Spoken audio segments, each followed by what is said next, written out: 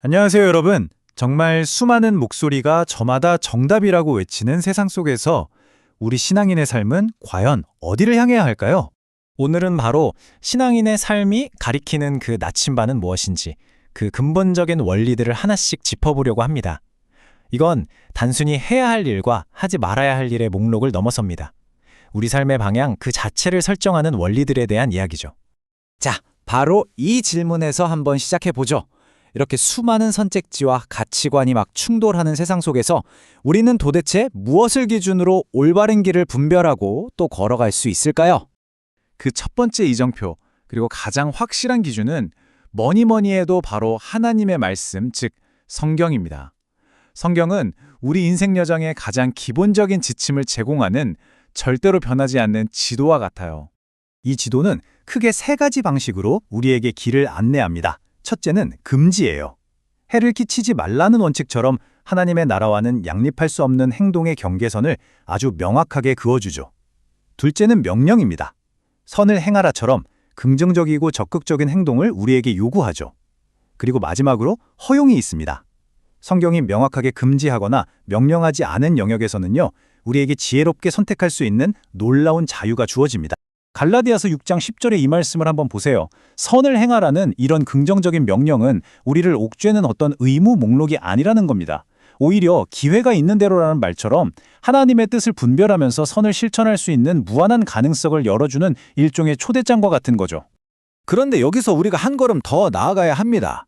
지도에 나온 규칙들을 그냥 기계적으로 따르기만 하면 그걸로 충분할까요? 아니면 그 이상의 무언가가 필요한 걸까요? 바로 이 질문이 우리를 다음 단계로 이끌어 갑니다. 네, 지도를 넘어서서 우리는 따라야 할 한 인격, 바로 예수 그리스도를 우리의 모델로 삼게 됩니다. 이것이야말로 신앙의 여정이 특별한 이유라고 할 수 있겠습니다.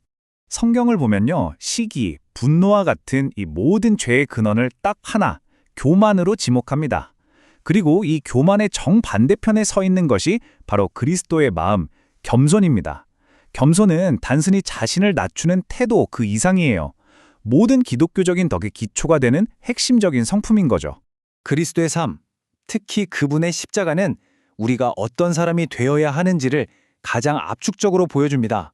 십자가는 우리를 향한 절대적인 사랑, 자신을 내어주는 섬김, 하나님 앞에서의 완전한 겸손과 순종, 그리고 끝까지 견디는 인내를 완벽하게 구현한 모델이죠.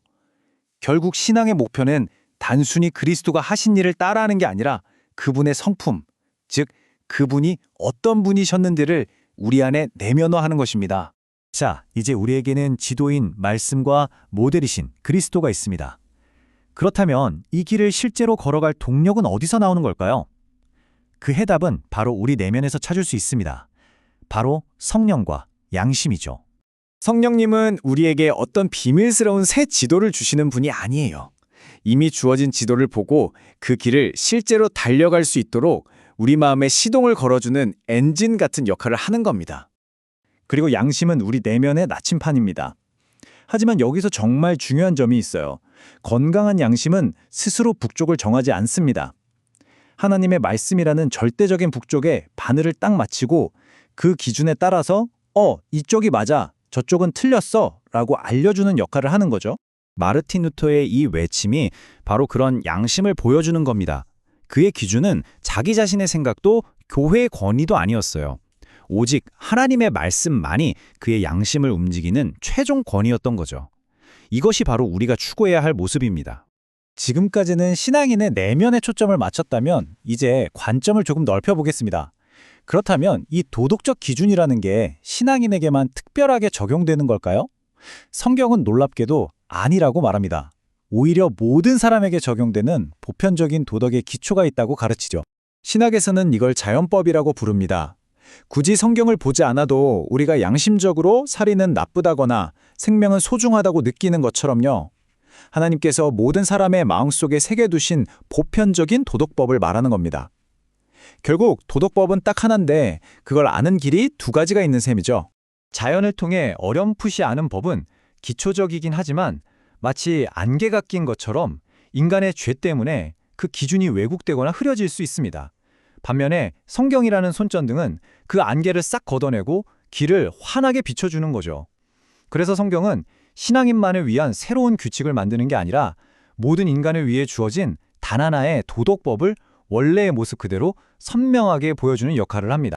결국 우리가 오늘 살펴본 신앙인의 삶의 방향은 지켜야 할 규칙들의 목록이 아니었습니다.